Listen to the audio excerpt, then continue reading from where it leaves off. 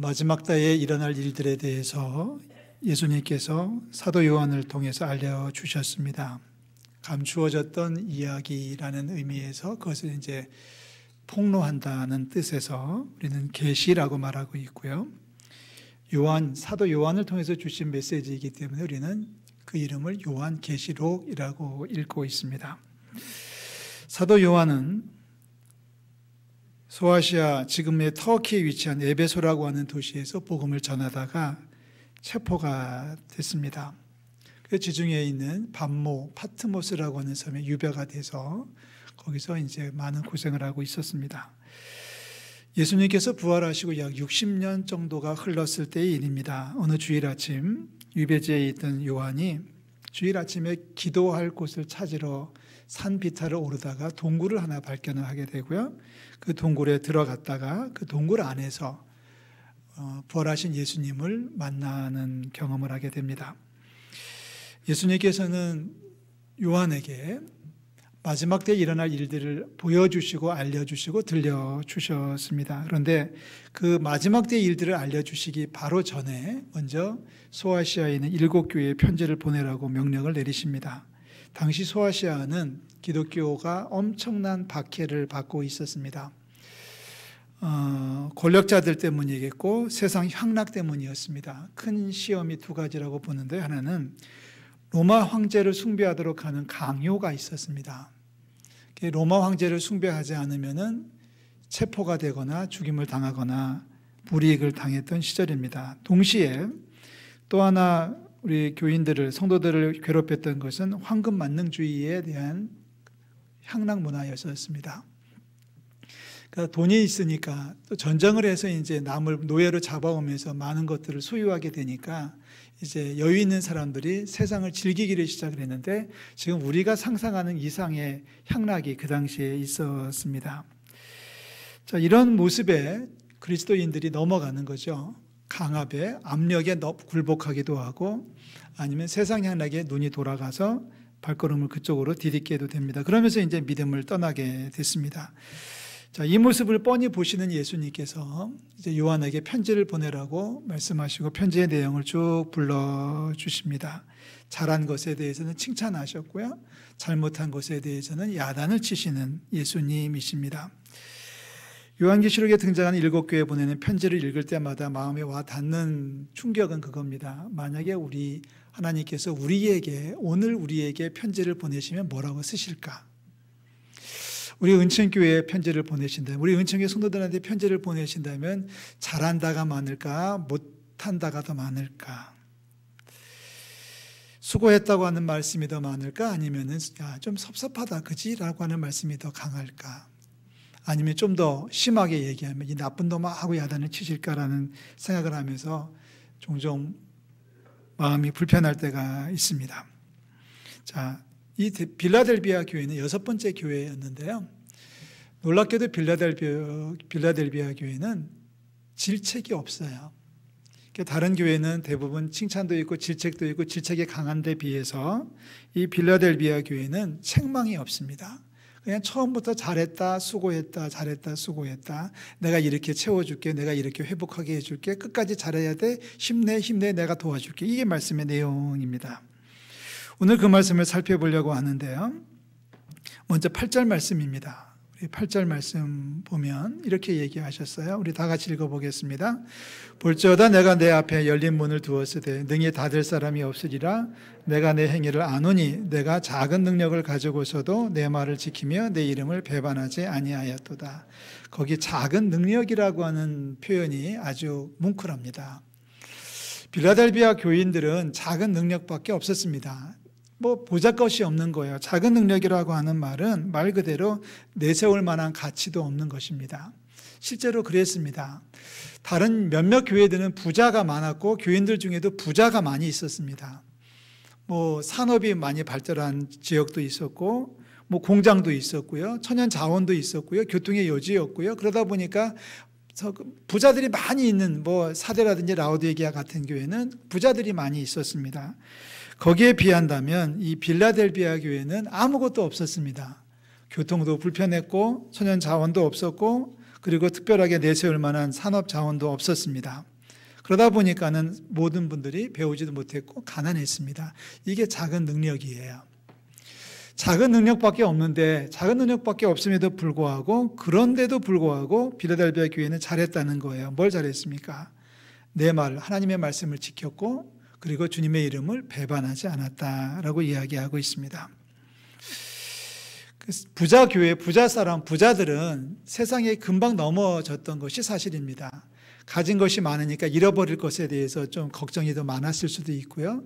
높은 자리에 올라가 있는 사람들이 많다 보니까 떨어질까 봐 두려웠을 수도 있습니다.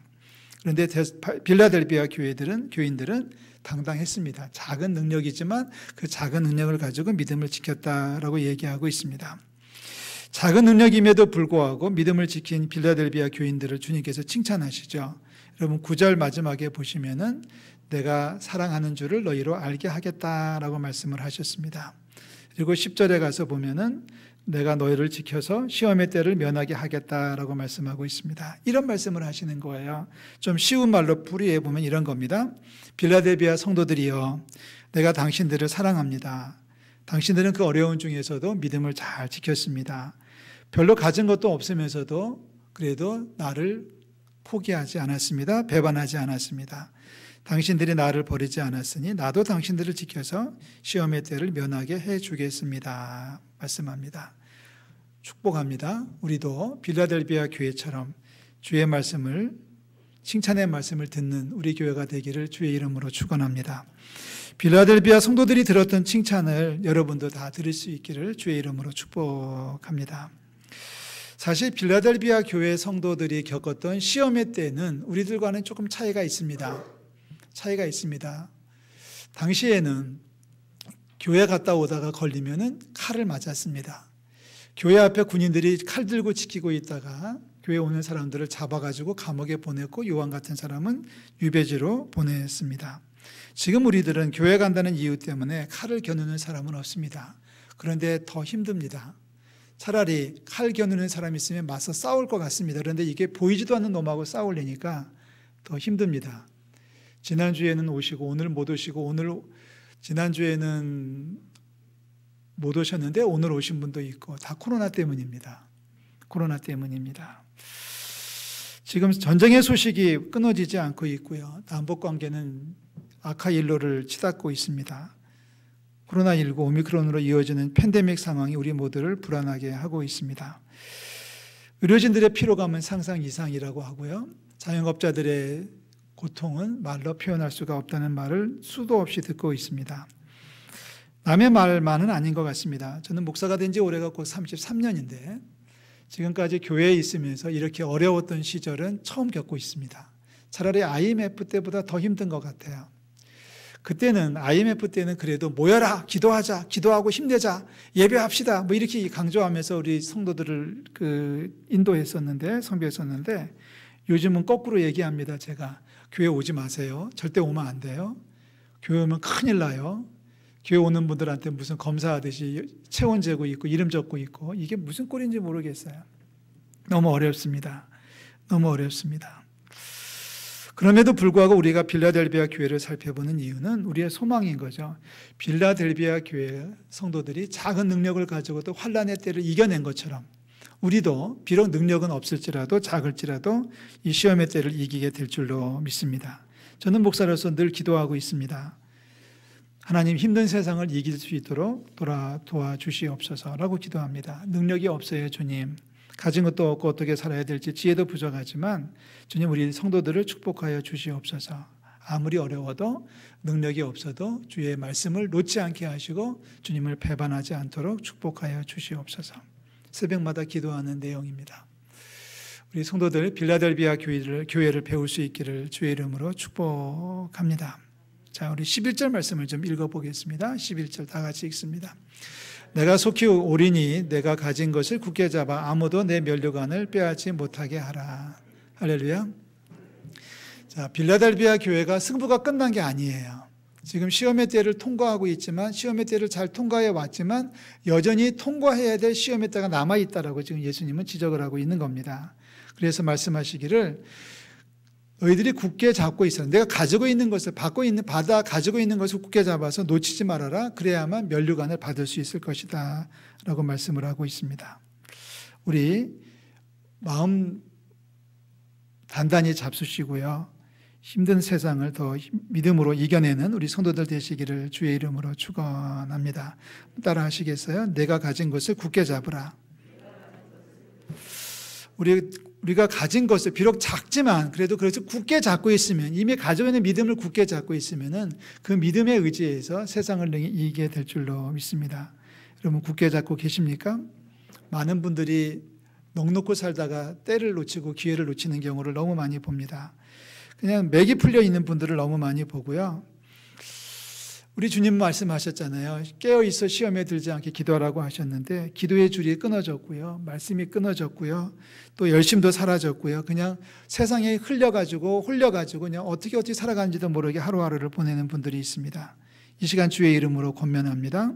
세상에 마음 빼앗기지 않기를 주의 이름으로 축복합니다. 세상 권력 앞에 무릎 꿇지 않기를 주의 이름으로 축복합니다. 세상 화려한 불빛에 눈이 돌아가지 않아야 됩니다. 먹음직스럽고 탐스러운 것들에 현혹되지 말아야 됩니다. 세상이 어렵다고 해서 1억 천금을 꿈꾸는 것은 믿음이 아닙니다. 차라리 땀을 흘려서 일하십시오. 세상의 높은 자들, 많이 가졌다고 하는 자들 앞에서 무릎을 꿇지 않기를 주의 이름으로 축복합니다. 넋놓고 살아가는 사람들이 많이 있더라고요. 언젠가는 버스를 타고 가다가 정말 재밌는 모습을 봤어요. 앞에 자리에 앉아있는 20대 여자분인데 꾸벅꾸벅 졸다가 굴렀어요. 그러니까 일어나자마자 그냥 곧바로 내리더라고요. 이제 친구랑 뒤에 앉아 있다가 그랬습니다. 창피할 거야 아마. 그래서 빨리 내린 거야 그랬더니 제 친구가 옆에서 한마디 해줍니다. 아니, 저 친구 자다가 졸다가 내려야 될 정류장 지나쳐가지고 서둘러 내린 거야. 이렇게 얘기를 하더라고요. 뭐가 맞는지는 모르겠습니다. 근데 그 모습을 보면서 물론 힘들겠죠. 물론 지치니까 그렇겠습니다만은, 이해는 됩니다만은 좀 딱하지 않습니까? 그런 친구도 봤어요. 도서관에서 공부하다가 굴러 떨어지는 친구도 봤거든요. 참 그래도 도서관에 앉아있는 건 대단한 건데 결국은 우리의 믿음의 문제이고 정신력의 문제가 아닐까요? 여러분, 눈빛이 나야 돼요. 요즘같이 어려울 때 눈빛이 죽으면 안 됩니다. 아니, 눈빛이 나야 된다고 해서 제가 눈을 부릅뜨라는 얘기는 아니고요. 어떤 성도한테 들은 말입니다. 잘 나오시던 분이 결석을 하셔서 전화를 드렸더니 그분이 하시는 말씀이 정말 기가 막힌 얘기를 하시더라고요. 목사님, 깜빡해서 오늘이 주일인 거 잊어버렸어요. 제가 속으로 그랬습니다. 그 정신으로 어떻게 세상을 사냐. 어떻게 오늘이 주일인 것도 모르고, 물론 우리가 정신을 놓으면 그럴 수 있습니다. 사랑하는 성도 여러분, 정신을 차리고 가진 것을 굳게 잡아서 아무도 우리 면류관을 빼앗지 못하도록 잘 지키는 우리 성도들 되시기를 주의 이름으로 축원합니다. 여러분, 이 말씀에서 우리가 꼭 살펴봐야 될 단어가 하나가 있어요. 여러분 찾아보셨는지 모르겠는데, 우리 7교회 보내는 편지에서 예수님께서 꼭 빼놓지 않고 말씀하신 내용이 하나가 있어요. 바로 그것이 뭐냐면, 주님께서 말씀하시기를 내가 너희들을 잘 알고 있어 라고 하는 표현입니다. 여러분 3장 8절 말씀 보시겠어요? 중간에 보시면 두 번째 줄에 내가 내 행위를 아노니 라고 말씀하십니다. 그 바로 위에 올라가 보면 사도의 교회에 보내는 편지에서도 내가 내 행위를 아노니 라고 말씀하셨고요. 모든 7교회 보내는 편지에서 똑같이 증언하시는 말씀이 그겁니다. 내가 너희들을 잘 알고 있어. 내가 너희들의 사정을 잘 알고 있어. 내가 너희들의 형편을 잘 알고 있어 라고 하는 말씀을 하셨습니다. 저는 분명히 믿습니다. 주님은 우리의 행위를 다 알고 계신 줄로 믿습니다. 아멘 하실 수 있나요? 아멘 할 수 있으면 축복입니다. 자, 주님께서 내 모든 것을 다 아신다고 하는 것이 불안해질 때가 많아요. 솔직히 얘기해 보십시오. 아내한테 비밀로 해놓은 것도 있고 부모도 모르게 감춰놓은 것도 있고 그 누구도 모르게 비밀로 감춰놓은 것이 있는데, 다른 사람은 아무도 모른다고 나만 알고 있는 비밀로 간직하고 있는데 주님은 아신다는 거예요. 행위만 아니라 주님께서 우리의 속 사람, 우리의 속 마음 씀씀이까지도, 감추어져 있는 마음 씀씀이까지도, 생각까지도 다 알고 계신 살아계신 하나님의 아들이신 줄로 믿습니다. 이 사실이 믿어지십니까? 믿어지시는데 괜찮습니까? 저는 불안할 때가 있습니다. 여러분 불안하지 않으십니까? 내가 아무도 모르게 그날 거기에서 있었던 일을 나는 알고 있다. 이렇게 말씀하시면 겁나지 않습니까? 겁나지 않고 주님께서 우리의 모든 것을 다 알고 계시다는 말씀이 위로가 될 수 있기를 주의 이름으로 축원합니다. 우리의 속 사람, 우리의 속 생각까지도 다 알고 계신 하나님이십니다. 우리의 작은 신음에도 반응하시는 하나님이십니다. 다 알고 계시니까 마음이 편해지는 거예요. 편해져야 됩니다. 뭐 감출 게 뭐가 있고 뭐 비밀로 해둘 게 뭐가 있겠습니까? 내가 아플 때 내가 아픈 것보다 더 빨리 아시는 주님, 내가 힘든 상황에서 내가 파악하는 것보다 더 빨리 정확하게 파악하시는 주님은 오늘 우리들을 사랑하고 계시는 줄로 믿습니다. 예수님께서 빌라델비아 교회에 보내시는 말씀 가운데 이런 약속을 하셨어요. 성전의 기둥이 되게 해주겠다. 너희들이 가진 것을 굳게 잡아서 아무도 내 면류관을 빼앗기지 않도록 해라. 그 굳게 잡아서 시험의 때를 잘 통과해라. 그리고 모든 것을 다 이겨낸다면 12절이죠. 이기는 자는 내 하나님 성전의 기둥이 되게 해주시겠다. 그런데 그 기둥에다가 이름을 적어주시는 거예요. 하나님의 이름과 새 예루살렘의 이름과 주님의 이름을 그 위에 기록해 주겠다고 말씀하셨습니다. 저는 요즘 젊은이들이 몰아다니는 모습을 보면서 안타까울 때가 있습니다. 그 중에 하나가 무슨 연예인 앞에 가가지고 사인 받겠다고 뭐 노트 들고 종이 들고 줄 서 있는 모습, 스포츠 선수들 앞에서 이렇게 줄 서 있고 사인 받는 사람들 모습이 있어요. 저는 한 번도 안 해본 일이기 때문에 그 느낌은 모르겠습니다만 이제 기성세대 입장에서 본다고 그러면 좀 안타까울 때가 있어요. 사랑하는 성도 여러분, 주님의 사인을 받기를 주의 이름으로 축원합니다.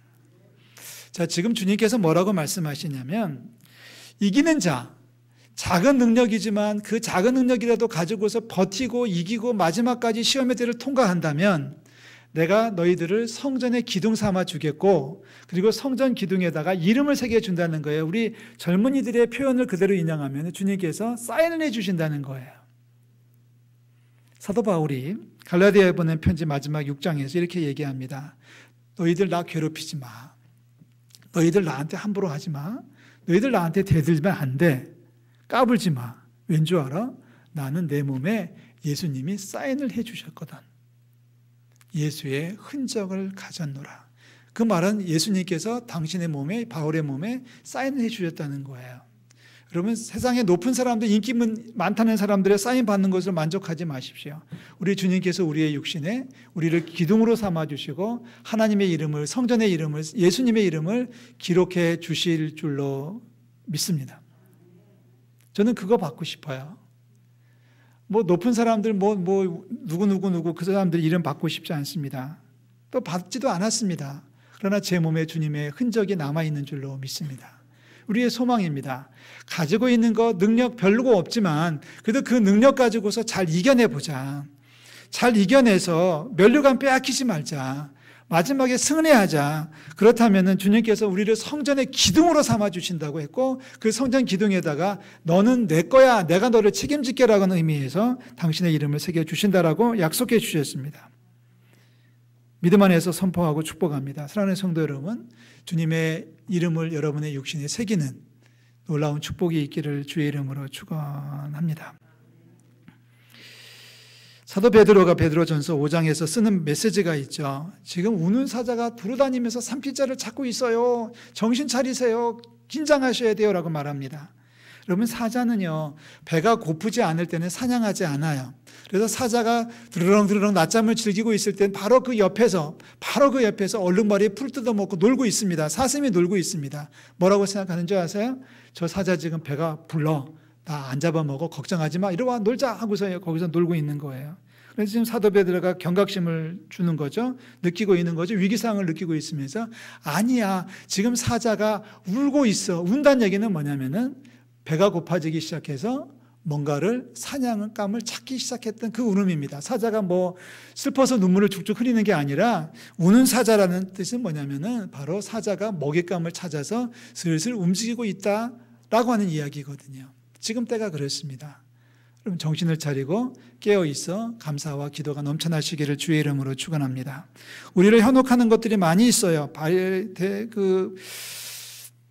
이 교회처럼, 빌라델비아 교회처럼 그들이 겪었던 고생하는 그 모습처럼 여러 가지 압력이 들어오고 공권력이 들어오고 위협이 들어오고 위험합니다. 그리고 유혹이 너무나 달콤합니다. 이럴 때에 우리 예수님을 바라보는 저와 여러분들이 되시기를 주의 이름으로 축원합니다.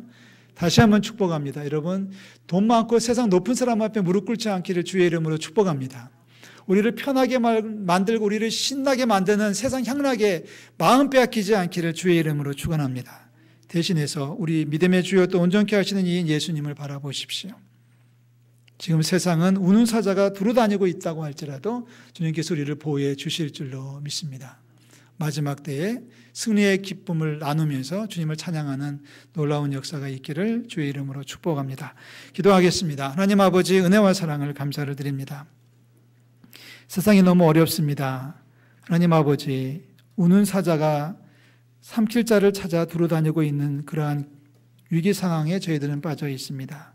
아버지여, 저희들을 지켜주시옵소서. 저희들을 돌아봐 주시옵소서. 세상 높다고 하는 자들 앞에 무릎 꿇지 않게 하시고 우리를 기쁘게 만들고 즐겁게 만드는 세상 향락에 저희들 마음 빼앗기지 않도록 도와주시며 믿음의 주여 또 온전케 하시는 예수를 바라보고 부활의 날을 소망하며 오늘도 일주일도 앞으로 남은 인생도 살아가는 축복을 더하여 주시옵소서.